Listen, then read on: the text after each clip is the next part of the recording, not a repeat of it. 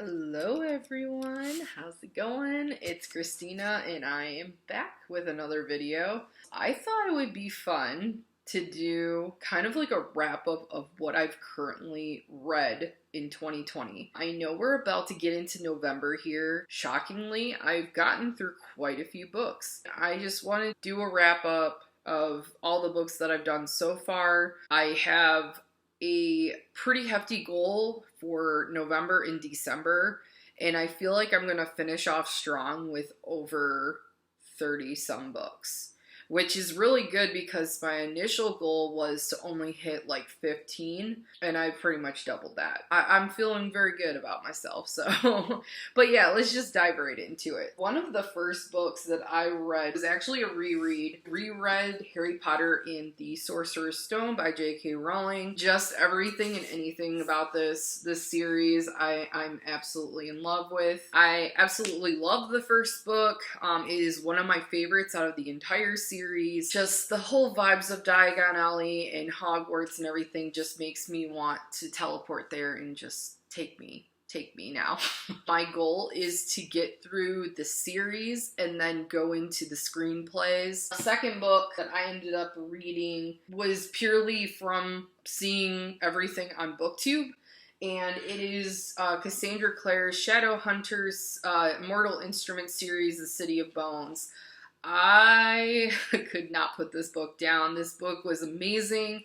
I am really looking forward to getting into the City of Ashes, which is the second in this Immortal Instruments series. I mean, like, I loved everything about this book. It's got werewolves, it's got vampires. It's like the way that the author really built this book alone, I absolutely loved it. I know I'm very late to the party when it comes to this series, but I'm absolutely enjoying it. I devoured this book within a couple of days. When I was hearing so much about it on Emma Books' channel, I absolutely had to get it. I do have just the Mortal Instruments series in my collection, but I am planning on going to the Infernal Devices and Dark Artifices, and then hopefully getting into the latest one, The Chain of Gold. I know that there's going to be like 3 of them in that series. Trying to get through this one first. I don't want to just rush through it and be like, okay, it's done, you know? So yeah, absolutely love this book. I gave it like a 5-star. I forgot to mention, I did give this one a 5-star on Goodreads as well. The next one is The Wives by Tarryn Fisher. It's a thriller. That book, my God. That book, let's just talk about that book for a moment. So I kind of went into that book completely blind.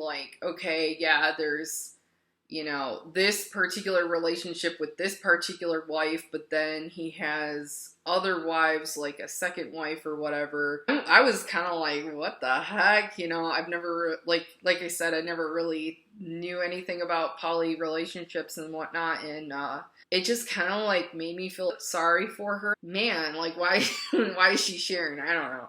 But I guess if you're into that kind of thing or whatever, but I kind of thought that he was this gaslighting asshole. I'm not going to give it away because there's so many twists in this book, but holy crap, this book is amazing. Everything and anything, the suspense built up, and then just the overall twists and everything in this book. Oh my God, amazing, good. I definitely recommend it. I think I gave that one a 5-star. Oh yeah, I gave that one a 5-star review. I would say it's a psychological thriller. Definitely really, really good. That ending was money. I will give you a disclaimer. There is reference to mental health and a psych ward in that book. You'll know what I mean if you do read that one or if you have read it, but mental health is a huge thing. Other one that I had picked up was Where the Crawdads Sing by Delia Owens. I personally wasn't really a fan of this one. I know that's gonna probably be a very unpopular opinion. I was really excited and pumped up for this one because, you know, everyone and anyone on BookTube was talking about it. I'm really shocked that I got to the very end of that book. I don't know if it was just, I don't know, the dialogue but it is about a girl who is misunderstood. She lives in a marshland by herself, and she's accused of this murder, and it just kind of unravels. I love the part where it's like kind of unraveling in the mystery, like true crime type thing, but I don't know. I guess it's just really not the kind of style that I personally like. I mean, many can argue that, you know, it's an amazing book. I personally just didn't really like it. Yeah, I gave it 2 stars. We'll just end with that. The other book that I read is Daisy Jones and the Six by Taylor Jenkins Reid. Oh my gosh, I love that book. It follows along with this like band. I believe it was in the 70s era. It kind of gave me like the vibes of like Woodstock. It was like a fun read. I've never read anything from Taylor Jenkins Reid, and I can't wait to pick up more from her. It was like an interview style going through the book, which was really interesting to me because sometimes it was a little hard to follow along, but it was like a retelling of their experience in the band through interviews. And yeah, I mean, it was a good book. I liked it. It was different than what I'm used to, too. Kind of pulling away from, like, science fiction and fantasy. But yeah, I definitely recommend that one. I only gave that 4 stars. I mean, that's still good, though. I think the next one was the Helen Phillips book. That was the next one in my book club called The Need by Helen Phillips. That book was awful. That was another one that I kind of like saw on booktube quite often and people were ranting and raving. I guess there was really like a mixed review on that one. I'm gonna be honest, I hated that book. The way the woman whines about her kids throughout the entire book was just absolutely annoying. And then like the whole emphasis, like I'm all for women like breastfeeding and everything, but when you put like 3/4 of that book talking about how her milk is down and everything, I don't want to be reading this.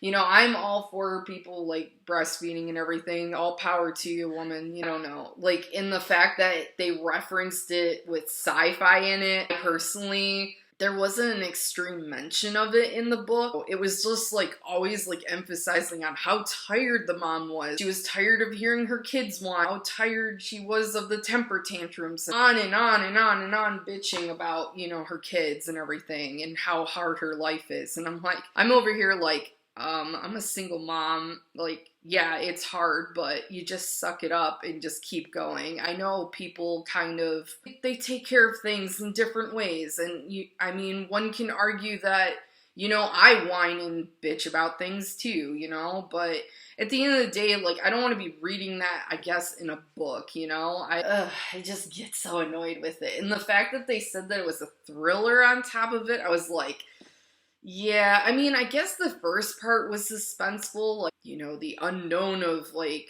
you know, someone in her house and, like, being all mama bear and trying to protect her kids and everything, but it was just, not a great book. I thought that it could have been done in a very different way, I guess, and there were parts that just really creeped me out with, like, the deer head and stuff, so I was like, okay, whatever. And then on to the next awful book that I've read for 2020. This is turning into a video of how awful, like, some of the books that I've been reading. And the next one is the Stephenie Meyer Midnight Sun. And I had a love-hate relationship with this book. It was way too freaking long. I did the audiobook version of it because I couldn't actually get a physical copy of it, but I'm actually glad that I just went with the audiobook version of it. I would have felt like I wasted a lot of money when I'm just glad that I went the audiobook version. The audiobook was 26 hours long, which I was like, like, seriously, why would you not edit out things? Like, the book alone was just ginormous. But I've seen all the movies. I did like that I got put back into, you know, the Twilight world, and, you know, I was really hoping for more of Jacob, but obviously with this one, we're in the perspective of Edward. I'm just gonna say, like, bluntly, that the vibe that I got from Twilight, the original series, like, where Edward's, like, kind of stalkerish and gaslighting, yeah, it's pretty much confirmed in Midnight Sun that he's, like, very, very detailed. Like, he goes down this spiraling rabbit hole of explaining and, like, these canons and just critical thinking, and it's just like, holy crap, like what the heck am I reading? Like I got so lost like several times, like with how much detail like that was put into just thinking about, you know, Bella and everything. I just was like, shut up, or just shut up. Like I kept saying to my book like multiple times, I was like, please just shut up. There were so many times where I was like, my God, he's still rambling. My God, what's going on? So, I mean, I love Carlisle. I hate Jessica more now. Like, I mean, it was good to get a perspective into Edward, I guess, but you could have edited a little bit more. I was really shocked that there wasn't more edits.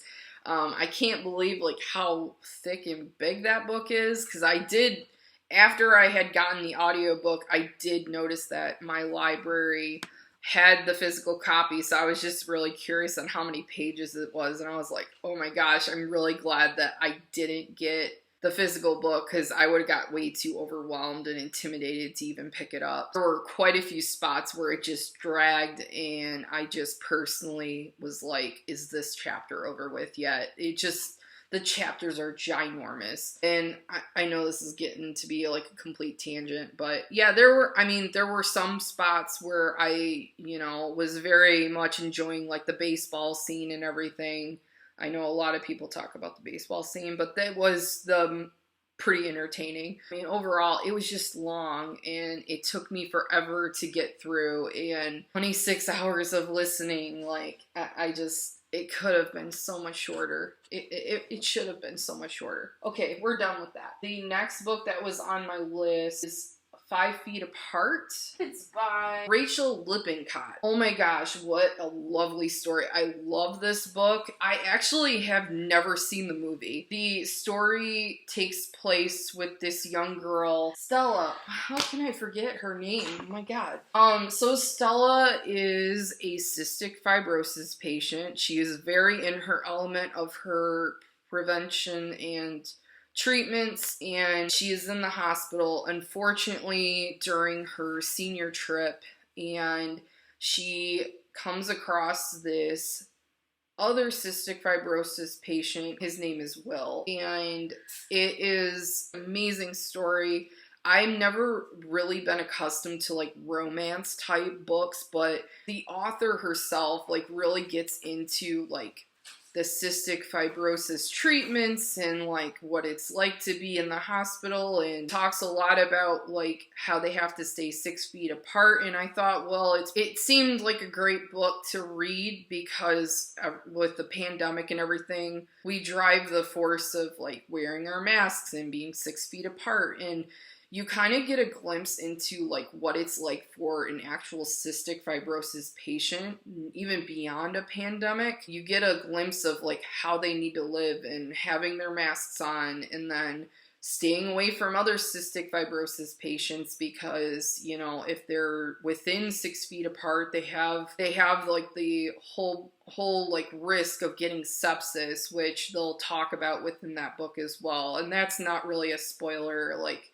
that's like one of the main concerns even from the very beginning of the book. But Stella's very into her treatments. She is very well grounded with like taking the responsibility of staying as healthy as possible, like as possible as she can, so that she can continue to get the lungs that she needs to the next point in her life. And Will kind of challenges that whole bit. She falls in love with him, and you know, he unfortunately is a very severe case of cystic fibrosis. It's a fun story. It definitely was really sad in some parts. It was really hard to hold back tears when it came to this book. I really enjoyed it, and I definitely gave this a 5-star rating. It is a YA contemporary, and I really enjoyed the fact that I could get a even further glimpse into cystic fibrosis. I gave that a 5-star review.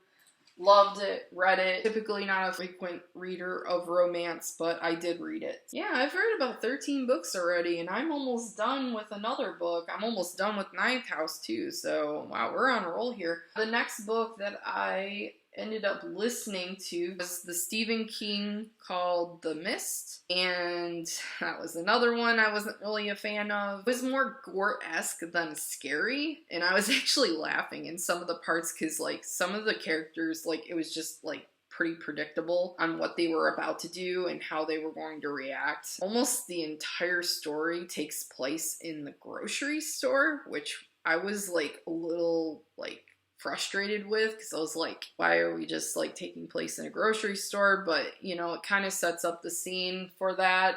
But yeah, it's about this rolling mist that comes in, and you know, people start disappearing and brings about like these creatures, if you will. But I'm not gonna give too much away, but it was not really scary. To me, it was just more of like gore-esque and pretty graphic in some part. You know how he describes splattering of blood and everything. I was like, okay, all right, like we don't need to get into too much detail on this. But yeah, I was a little disappointed because like a lot of people were telling me if you want to read a Stephen King book, read The Mist. And I was like, okay, I'll read The Mist. And I read it, I'm like, I don't know. Alright, on to the next one. So I actually do have a physical copy of this one, and it is Ruth Ware's The Death of Mrs. Westaway. And this one was, oh my gosh, like this one had my heart pumping quite a bit. There were parts where I was like, okay, like, you know, we can keep moving forward and everything. Just overall, I did enjoy that book. There were like pretty suspenseful parts, and that ending, like, I was just not prepared for that ending. So definitely recommend this book. And I gave it a 4-star rating. Originally I thought, oh, it's like a haunted house or whatever, and like weird shit was gonna happen, but it actually turned out to be like a really creepy like housemaid that like lives within it, and like unraveling a mystery of like trying to figure out like her past. We do follow along with a girl named Hal, and she doesn't really know much about her dad and his side, but she is going through a lot of financial problems, and she's very desperate to get everything sorted out with this loan shark that she took money from. Receives a letter in the mail from Mr. Trescott, who is the estate executor, if you will, and he claims that he's not mistaken, that she is the granddaughter of Mrs. Westaway, who Hal seems to think that this is a mistake, and that because she's so desperate, she goes along with it to go and claim this substantial estate. I'm not going to get too much into it because it spoils everything if I do mention it, but she goes down the rabbit hole of learning more and more about herself and her past and her mom, and eventually a lot more about her life. I definitely enjoyed this one. I have read In the Dark, Dark Wood by Ruth Ware. Really liked that one. This one was a little different, but it kind of had like the same suspenseful vibe like throughout. Then I picked up Lord of the Flies by William Golding. I hated that book. There's not really much that I want to get into with this book. So I wanted to bring in a classic because I'm doing the Modern Mrs. Darcy's reading challenge. I thought this would be a perfect classic, not going into like super old like texts like Charles Dickens and things like that, which I do love his writing, but like for the sake of a particular classic that I haven't read, I picked up Lord of the Flies by William Golding. It kind of gave me a similar vibe to like Maze Runner. I don't know, I just like personally didn't like it. I hated that there was this horrible amount of bullying going on with the boys and everything, and just like I just, you know, there were parts where I was just like, wow, like, that's awful, you know, and I just, like, powered through to get that one done. I hated it, and I will never pick that book up again. So we're done talking about that one. The second to last book that I've read so far in 2020 is Ready Player One by Ernest Cline. Oh my gosh, this book was made for me. I finished this book in 2 days. I've never done that before. I just could not put this book down. But this book, oh my gosh, so amazing. I love it. I cannot wait for Ready Player 2 to come out. We follow along with a character. His real name is Wade Watts. He talks about how climate change and famine and poverty really take over modern day society, and how there is this video game called The Oasis that every society escapes from. And the creator of The Oasis, he unfortunately passed away, and he launches off upon like his moment of death. There is this contest that breaks out where a substantial amount of his estate is being pretty much given away if whoever wins this contest. So they have to find Holiday's Easter egg within the Oasis. There's clues throughout the contest that they have to solve, and they're pretty much like fighting against the clock to try to be the first one to win the Easter egg, because only one person can win. They're unfortunately fighting against this very fascist organization called the IOI. The person that leads that whole gambit, his name is Sorrento. He is this awful human being. Oh my gosh, like just so much I love about this book. And this book was totally made for me. I am obsessed with video games. I love sci-fi. I love dystopian type books, and it's just bundled with everything. There is 80s pop culture references in this book. There is like old video game like references throughout this book. It's just fantastic. I love this book. I could not put this book down, and it just like really hit home, like the very ending. They call themselves Gunters, like who are racing the clock to win this Easter egg like challenge, if you will. It's pretty much them against the IOI fascist organization that's trying the competition and trying to take over the Oasis as a whole for their evil greed. The IOI organization is this like billion-dollar company that owns pretty much every network and just virtually everything, and they just like try to like consume and take over, and they do the awful, most horrible things that you could possibly think of. But overall, I think this was fantastic. The author, Ernest Cline, I found out that he's an American author. I did not know that. I love his writing style. I feel like it was very well done. I definitely gave this a 5-star review. I cannot wait to get a hold of Ready Player 2 that is coming out in November. I love this book. If you have not read this book, you need to pick it up. I don't care if I have to lend you my personal copy or get it on Libby. I know it's available on Libby right now. Definitely pick this book up. Definitely a good book. Last but simply not least of my books that I've read in 2020 so far, Fredrik Backman book called A Man Called Ova. I love this book. This book was so cute. I like grumpy old man just going about his life. It really gave me the vibes of Up from Pixar, the Pixar movie Up, with the Carl and the little Boy Scout. And he goes on an adventure with balloons and all that. So that's a really horrible explanation of it. But yeah, A Man Called Ova is about a unfortunately grumpy old man. It is talking about his life after his wife had passed away. It really like hits home about like how individuals deal with grief, deal with life after a loved one passes. It really hits home to how much you should appreciate life. And it just was a very heartwarming, charming story that I personally enjoyed. I actually just finished it today.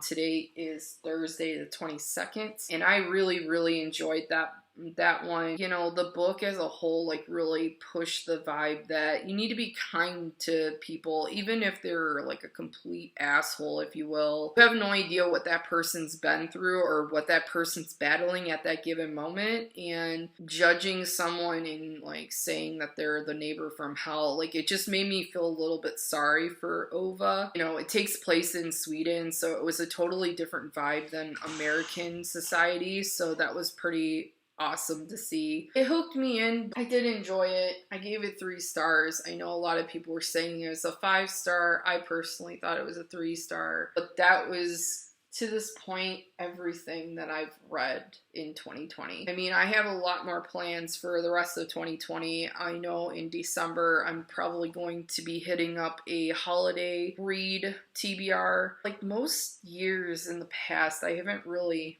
Oh, hello. In the past, I haven't really read books like typically just for holiday read in December. I really just like kind of pick up whatever, but I thought it would be fun to do like up until like Christmas and everything, do like a few holiday reads and stuff, but I'm trying not to do too, like, can you believe like how many like Christmas vibe books? There's just like nothing but romance books. It's a little annoying. I'm definitely already planning that out already. I'm trying really hard to stay away from romance books. For me, I'm kind of like trying to mix it up a little bit, but yeah, good stuff coming ahead on that. And then my November read is pretty ambitious through, but I'm really chipping away these books fairly quick. I think because of the fact that I'm coupling it with the audiobook, I think that's really helping me along a lot. And I think I'm going to stick with that because I do want to finish off 2020 strong with my reading choices. I have so many books that I want to read on my shelf. I just really want to be able to get to them. 2021 is going to be even more ambitious for me. But yeah, that's everything I physically have read from up till now, October 22nd in 2020. So many more amazing things happening. I know currently right now I'm reading Ninth House, and then I'm slowly but surely chipping away through The Ballad of Songbirds and Snakes by Suzanne Collins. Still loving that book. Still enjoying it.